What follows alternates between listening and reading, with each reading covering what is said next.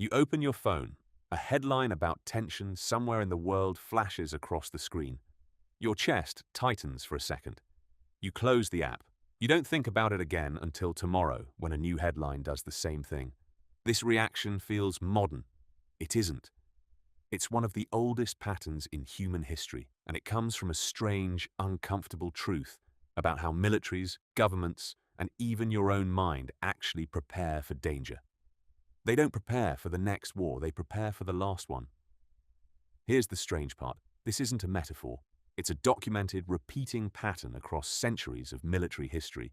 And once you see it, you start noticing it everywhere else too. Not just in armies, in your own habits, in how you brace for disaster, protect your finances, or plan for the future. Let's start with the clearest example historians point to.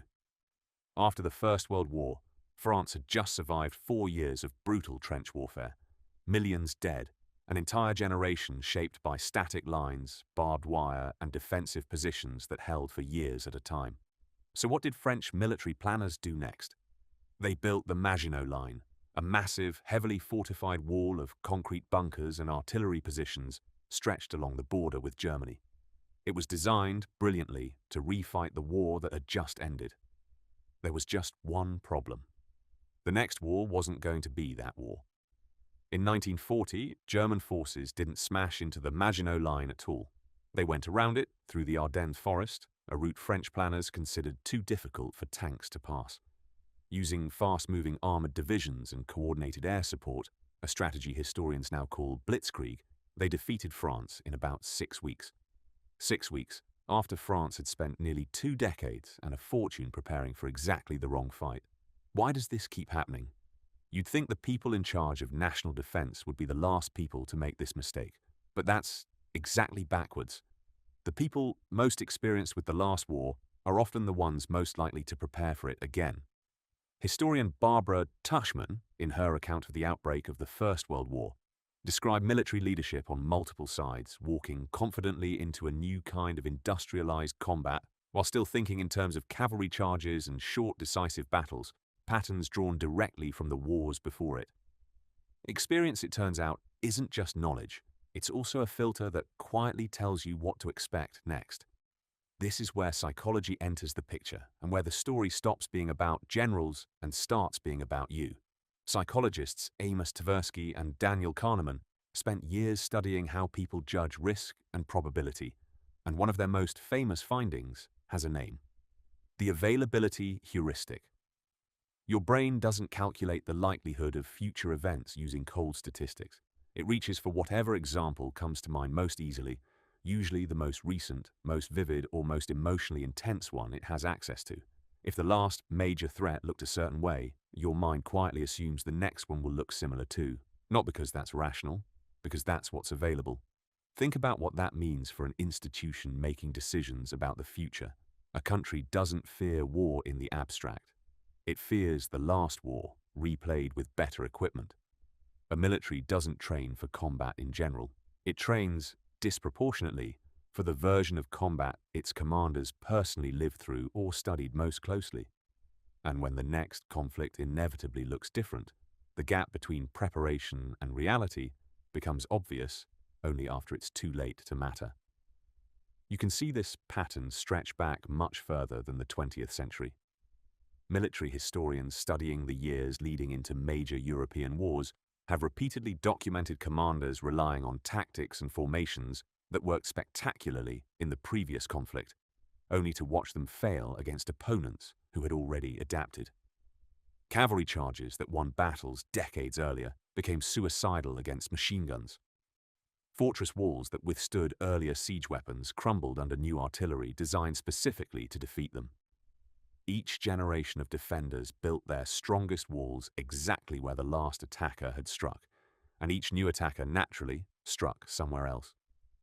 Here's the twist that makes this more than a story about old battles. This isn't really about weapons or walls at all. It's about a mismatch between how threats evolve and how memory works. Threats evolve forward, shaped by whoever is trying to overcome the last defense. Memory works backward, shaped by whatever already happened to you.